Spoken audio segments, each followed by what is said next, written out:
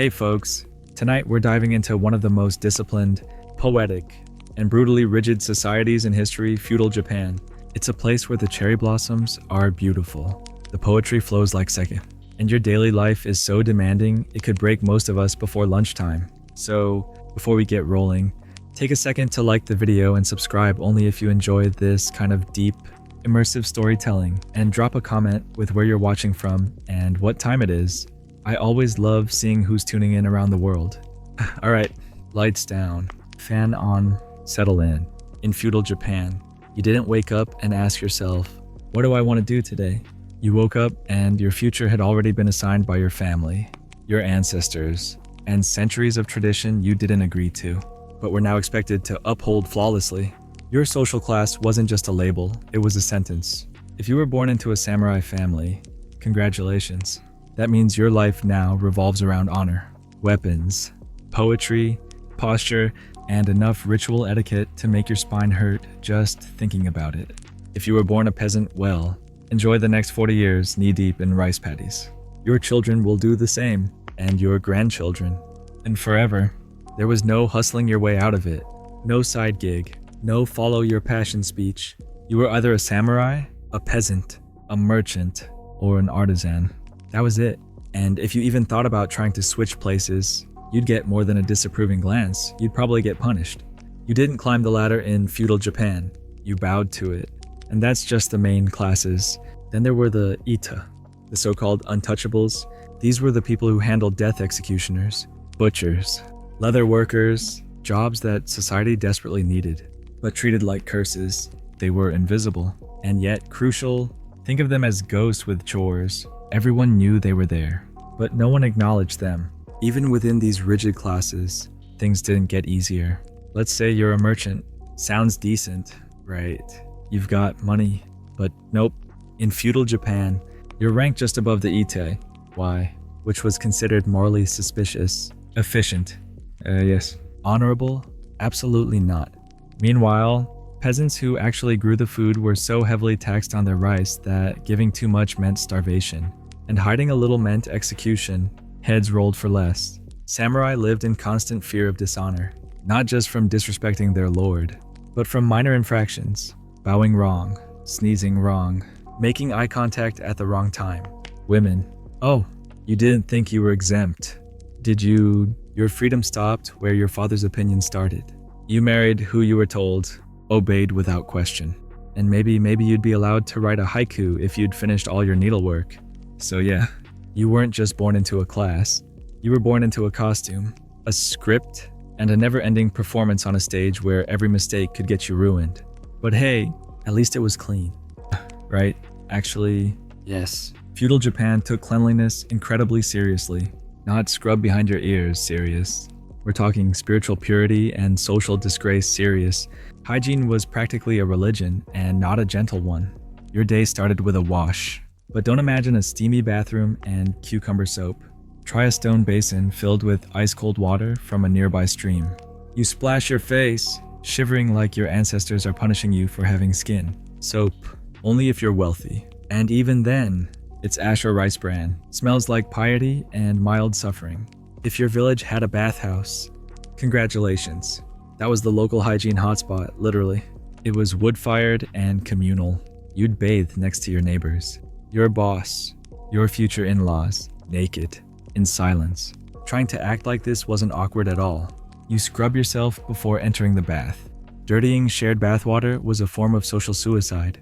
If you weren't near a bathhouse, you just cleaned what you could. When you could, teeth, salt or a stick, nails, clipped and neat, clothes, washed and aired regularly, not for style out of duty. Being dirty wasn't just gross, it was shameful, spiritually and socially. And if you were a samurai, the pressure skyrocketed. Your lord could inspect you at any time. Dirty fingernails, dishonor. Wrinkled robe, disrespect. Too much body odor during a bow, you might not get back up. Women were expected to smell like cherry blossoms and self-control. Bathing was a ritual. Skincare was a strategy. Hairstyles were practically engineering projects. And this was all while grinding rice and keeping the household running. So yes, Japan was obsessively clean, but the cost, frozen fingers, endless grooming, and the eternal feeling that someone was definitely judging your feet. Let's say you actually were born into the elite class. Samurai. Sounds incredible silk robes, elegant sword fights, dramatic moonlit strolls. Right. Well, here's the catch. Being a samurai wasn't about heroism or glory. It was about living under a pressure cooker of ritual and perfection. The code of Bushido governed your life. The way of the warrior. Sounds noble, but in reality, it meant you didn't live for yourself. You lived for your daimyo, your lord. His mood, your weather forecast. His orders, law. His disappointment, your death sentence. Bushido didn't allow mistakes. Disobedience, dishonor. Failure, dishonor. Bad posture at a tea ceremony, still dishonor. And dishonor wasn't something you could walk off. It was something you were expected to atone for with your intestines. I wish that were an exaggeration. It's not. That's seppuku. Ritual suicide. You kneel, draw your blade, and yeah, let's not go into detail. You get the idea. It wasn't just a punishment, it was a respected tradition. A final performance of honor. On top of that, samurai were expected to master everything: swordsmanship, archery, horseback riding, strategy, poetry, calligraphy, all while maintaining the calm, stoic facial expression of someone who's never experienced joy, only duty, laughing too loud, crude, showing fear, shameful, getting emotional, weak, your sword, immaculate, your robes, flawless, your posture, so perfect it could shame a marble statue. If you ever drew your sword in anger without justification, insulted someone above you, or lost a duel, your entire identity went up in flames. Being a samurai wasn't about being strong. It was about being unshakable, elegant, precise, and quietly terrified of messing up every second of your existence. Yes, you looked cool in armor, but one wrong word, one eyebrow twitch out of place, and suddenly you're a cautionary tale. Alright, maybe you weren't born a samurai. No sword, no poetry, no risk of poetic disembowelment. That's good news. Bad news. You were born a peasant, which means your life is mud, rice, more mud, and just enough back pain to be considered tradition.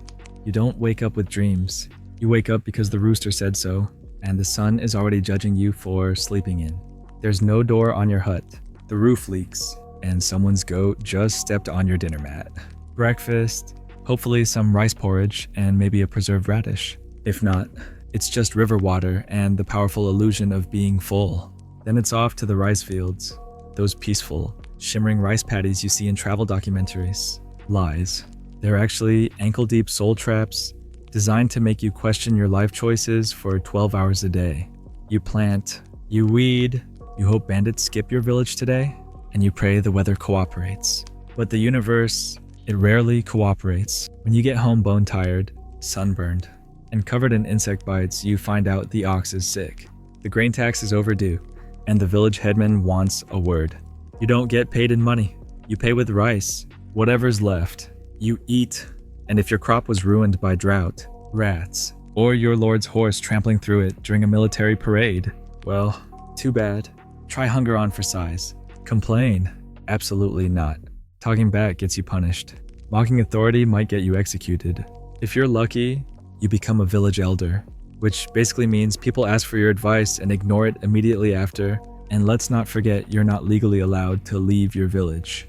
You are, in effect, a rice-based prisoner with seasonal ankle rot. Festivals, sure, a few. You get to dance in a circle, drink week-old sake, and pretend the planting season isn't about to restart. Yay, joy. So yes, peasants were the backbone of the economy.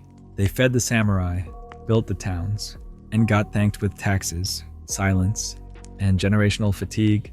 Feudal Japan didn't believe in work-life balance. It believed in hard work, lifelong suffering, and setting your dreams on fire by age 12. And now you're starving, which is normal. You've been hoeing fields and lifting buckets since sunrise. But meals in feudal Japan weren't about flavor or indulgence. They were about not dying. If you're a peasant, your diet is rice. That's it. Rice for breakfast, rice for lunch, rice for dinner, and on unlucky days, it's not even real rice, it's barley pretending to be rice and fooling no one. Maybe you get some turnip, pickled radish, or dried greens if you're lucky. Meat, rare.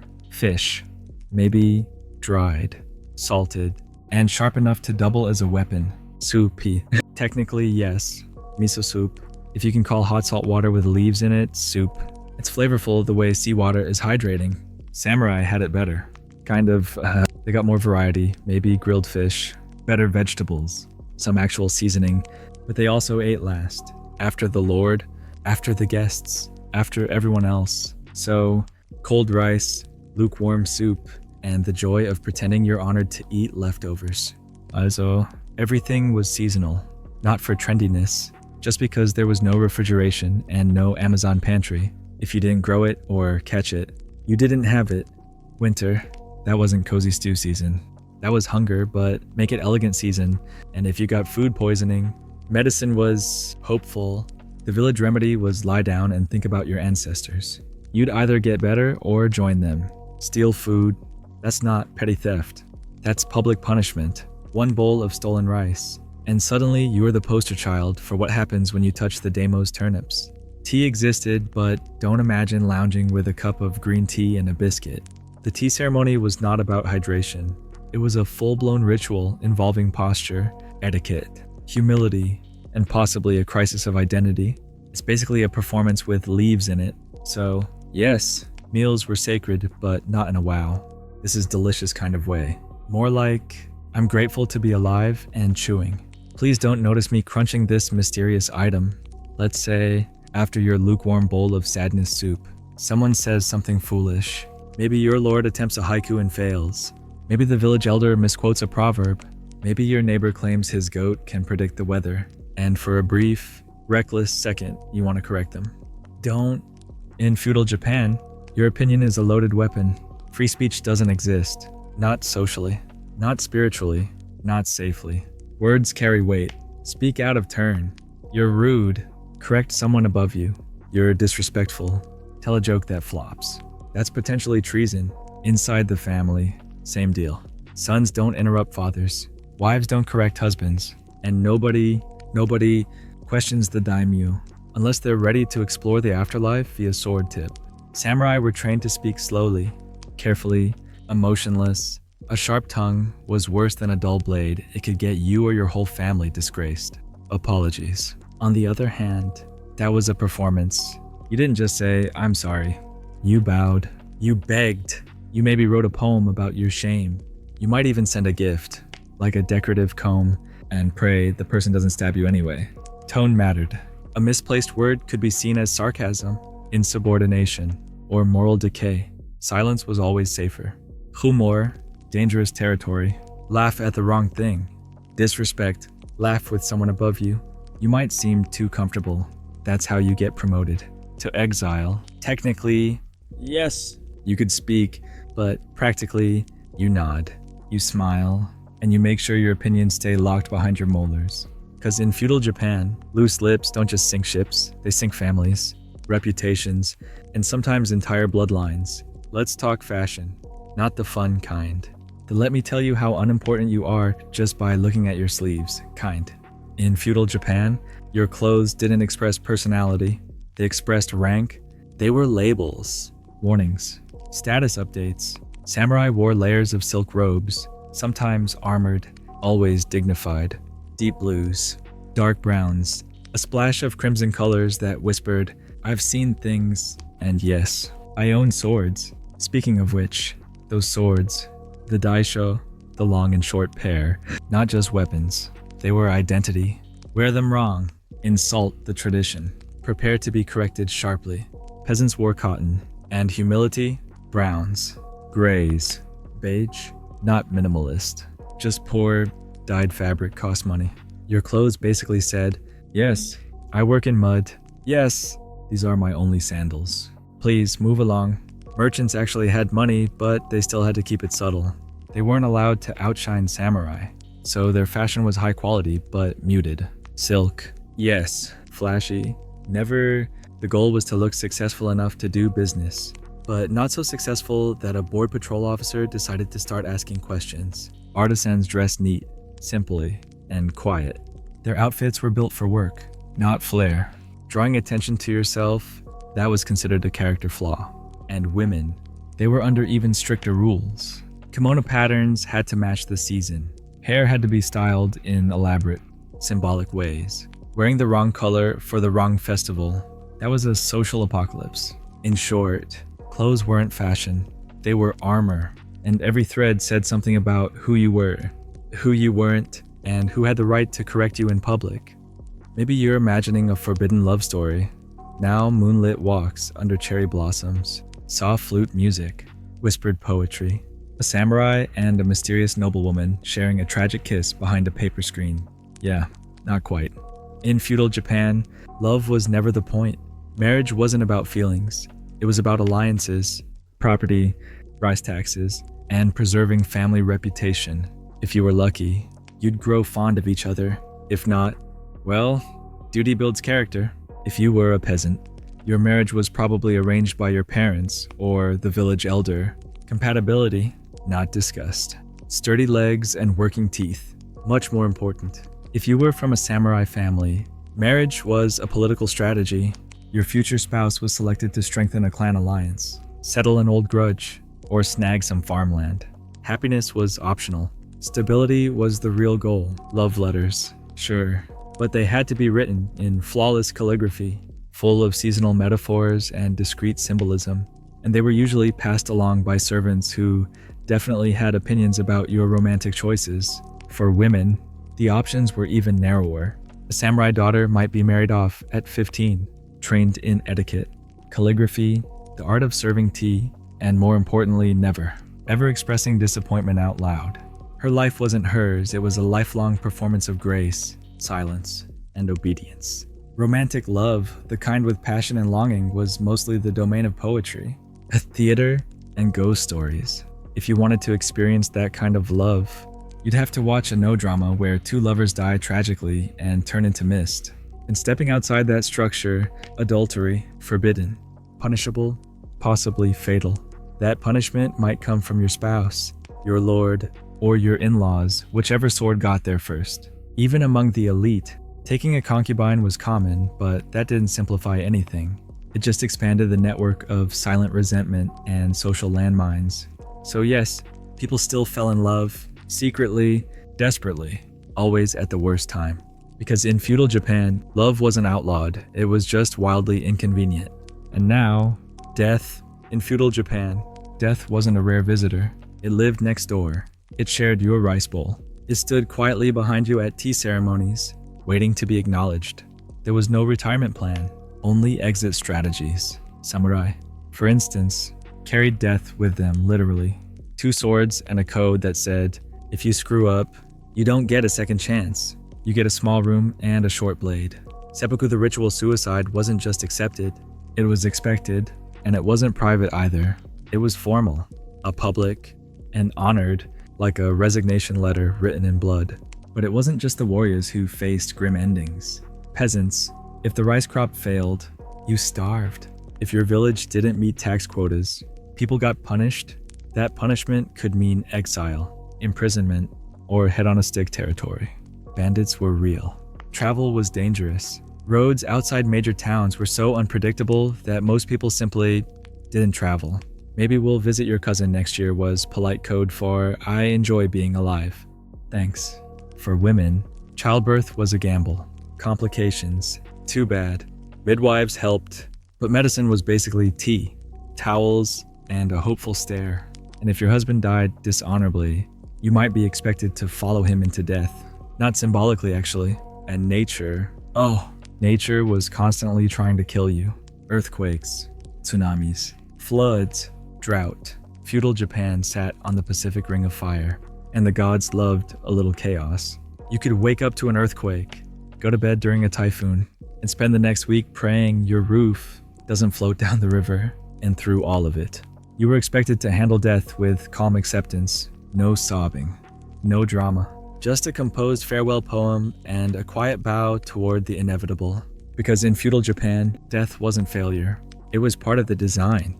Now, if you're thinking, okay, but at least people could follow their dreams, right? Not exactly. In modern life, we're told to chase our passions, be our authentic selves, forge our own path. In feudal Japan, your path was forged generations ago. Yourself didn't matter. Your clan did. You weren't a unique snowflake. You were a branch on the family tree. And your job was to not screw up so badly that the whole tree caught fire. Individual ambition, that was dangerous. Want to open a noodle shop because you love cooking? Sorry. Your family raises horses. You'll be brushing manes until further notice. Want to paint? Wonderful. You can paint the family shrine. Quietly. In traditional style, don't get creative. Even if you were a samurai respected, trained, honored, you still didn't fight for yourself. You fought for your lord, your clan, your ancestors. Your victories belonged to them. And your failures, well, those were deeply personal.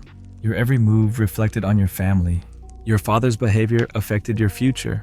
Your grandfather's choices still shaped your cousin's reputation. Step out of line. And the shame wasn't just yours. It bled across generations. One bad poem, one drunken mistake. And your great uncle might have to fall on his sword just to clear the family name.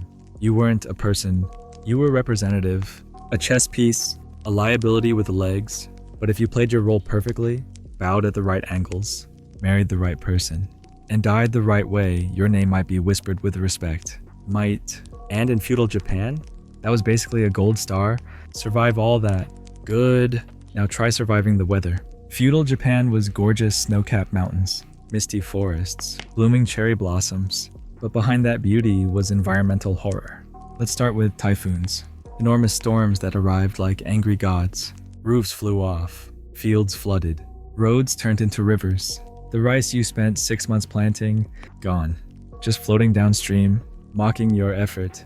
Then came earthquakes. Fast, brutal, and unpredictable.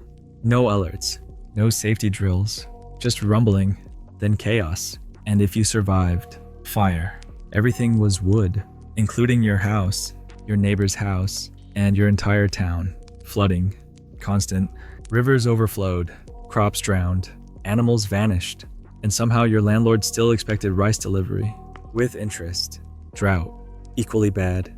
Weeks of blistering sun, cracked earth, and the realization that your next drink might come from a questionable puddle. Winter, not magical, just freezing, with paper-thin walls, lukewarm fires, and everyone huddling around the same clay brazier like penguins in denial. Oh, and volcanoes. Because Japan's not just on the Ring of Fire, it throws volcanic parties. Entire villages could disappear under ash. Lava, or the shame of not tying your roof down properly. There was no FEMA, no relief fund. If disaster struck, you rebuilt. If crops failed, you starved. If your lord's estate was also destroyed, too bad. You still owed taxes. Disaster was no excuse. In feudal Japan, nature wasn't just a backdrop. It was a co-star, a violent, unpredictable one with no script and a grudge. And there it is. Feudal Japan. Disciplined, refined, poetic, and absolutely unforgiving.